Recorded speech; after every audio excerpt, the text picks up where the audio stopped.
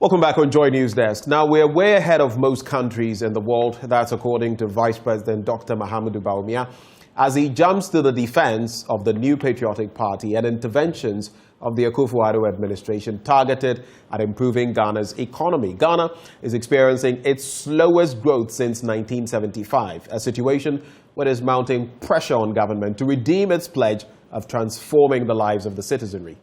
Now, delivering a lecture of the country's economy at the Millennium City yesterday, the Vice President outlined a raft of measures that he believes will turn around the situation. I'm joined in the studio by my colleague, Winston Amwa, to take a further look at this claim and measures outlined by the Vice President in addressing the current economic challenges. Before we start, let's take a look at these graphics, first of all. Right. So, in terms of macroeconomic targets set for 2020 as presented in the 2020 mid-year budget review, here are some of the details. One, overall real GDP growth rate of 0.9%, then an overall non-oil real GDP growth rate of 1.6%, and end period December year-on-year inflation of 11%. And the fourth point there, overall budget deficits, that is on cash basis, of 11.4% of GDP. Then, taking stock of the primary balance deficit, it was pegged at 4.6% of GDP. And then, an end period December stock of gross international reserves to cover at least the equivalent of 4 months of imports of goods and services. We also take a look at the macroeconomic targets set for 2021 as presented in the 2021 mid-year budget review. Details: overall real GDP growth rate of 5.1% as projected, overall non-oil real GDP growth rate of 7%, then end period December year-on-year inflation pegged at 8%. When you go to the overall budget deficit, that is on cash basis, of 9.4% of GDP, and with a primary balance in these times of minus 2.0% of GDP, and gross international reserves to cover at least still 4 months of imports of goods and services. Looking at the 2022 fiscal year in terms of macroeconomic targets that were set, overall real GDP growth was pegged at 5.8%, non-oil real GDP growth at 5.9%, and December inflation rate of 8%. A fiscal deficit as projected of 7.4% of GDP, then a primary surplus of 0.1% of GDP, and gross international reserves to cover not less than 4 months of imports. Let's look at our current macroeconomic situation as the picture has been given to us. Inflation stands at 15.7%, that is as of February 2022. Our import cover so far, 4.3 months, that is February 2022, as at February this year. Gross international reserves stood at 9.55 billion, also a February 2022 figure. And then 351.8 billion Ghana cedis. That's the total public debt stock as of December 2021.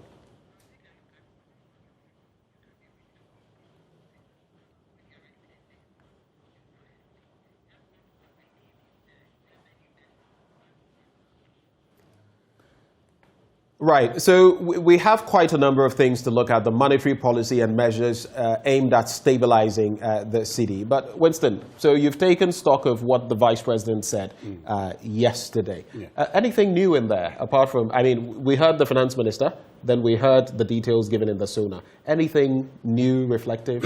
Well, I think yesterday when we spoke with the technical advisor to the Vice President, right, Gideon Barker, he made it very clear that the Vice President was going to provide further explanation or clarifications about what had already been stated. And so you would hear the Vice President talk about a lot of the things that had been done. And even in his introduction, he told us that he was basically going to tell us where we find ourselves and answer the questions that people have been asking. And so that clearly would send a signal to you that the Vice President has been monitoring, of course, as expected, the demands of him to come and address issues concerning the Ghanaian economy. And so, yes, I didn't really hear anything new in there. There was no real departure, was there? No, there wasn't a real departure from what we already know. and what measures had already been put in place. Except that you hear the Vice President make a few admissions here and there, introduce new information. When I say he introduces new information, it means, for instance, he tells you, oh, yes, we have borrowed, but for the financial sector cleanup and the payment of excess capacity and COVID-19, our debt to GDP ratio would not be 80.1%, but 68%. Okay, so that is when he talks about the 50.1 billion. Yeah, 50.1 billion. So that's providing new information here, and that's something you've not heard in the past. Right. But to be very honest with you, a lot of the things the Vice President said, practically everything he said, is something that we know. The President, in delivering the State of the Nation address, talked about it. But of course, you would want to ask yourself the question. The President in the State of the Nation address talks about how we spent 17.7 billion Ghana cedis, according to the Finance Ministry, in terms of COVID-19. To contain COVID-19. Right. The Vice President talks about 8 billion. And you want to ask yourself a few questions. In 2021, when we were presenting the budget, we talked about COVID-19 impacting. As we said, the impact was such that it led to a reduction in revenue about 12 billion, having to spend some almost 13 billion, so it cost us 25 billion in terms of money when it comes to COVID-19. So these are some of the figures. So those are some of the delicate areas or differences that we see. But Winston, I want us to take a look at some of the measures as put forward by the Vice President. So we take a look at how exactly they reflect. Now, getting the economy back on track. The extension of the National Fiscal Stabilization Levy and the Special Import Levy from 2020 to 2024. There's been talk about that. We can also talk about the imposition of a luxury vehicle levy, which was later abolished. Increase in CST from 6% to 9% and subsequently reduced from 9% to 5%. Increase in the National Health Insurance Levy from 2.5% to 3.5%. A sanitation and pollution levy of 10 pesos on the price of a litre of petrol or diesel. The energy sector recovery levy of 10 pesos on the price of a litre of petrol or diesel.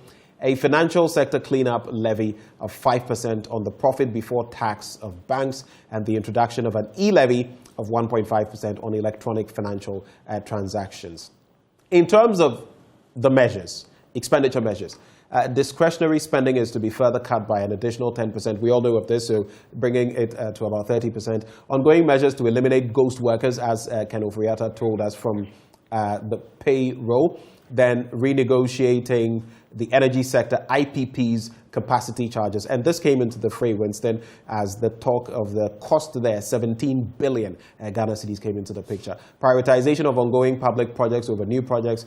Pursuing reprofiling strategies to reduce the interest expense burden of the fiscal, and 50% cut in fuel coupon allocations, as well as a moratorium on the purchase of imported vehicles for the rest of the year. So those were some of the details that were given. But like you intimated, nothing new. Well, these are things that the finance minister talked about when he spoke to the country. I think that was on the 25th of March. So these are things we know already, that the finance minister says we're going to implement this, we're going to implement that. So that's not really something new. And so, yes, I can understand that. I wouldn't say these are new measures that have been put in place. When it comes to even the revenue measures, again, these are things that we know.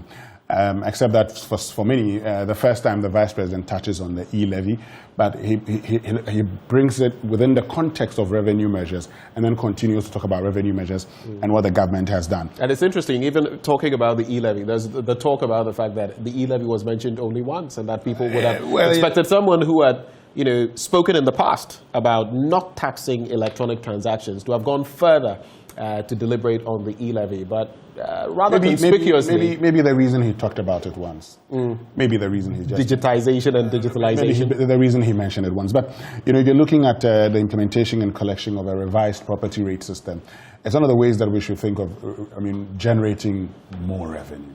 If you read all the economic outlooks of the country, and we've been doing the analysis as far back as 2019, because a lot of reference has been made about COVID-19 and how COVID-19 impacted us. So then the thing you want to do is to go back to 2019 and find out in 2019 when we did not have COVID, how are we faring? What was the outlook into 2020? Right. And at the time we had talked about how low revenue generation coupled with large government expenditure, majority of which were from borrowing, had the possibility of crippling the Ghanaian economy or making us a high debt to stress country, which we have become currently. So it's important we generate revenue locally, and the revision of the property rate system, and we're told now GRA is going to be helping the Assembly in collecting the property rates. That's a very good measure, we know.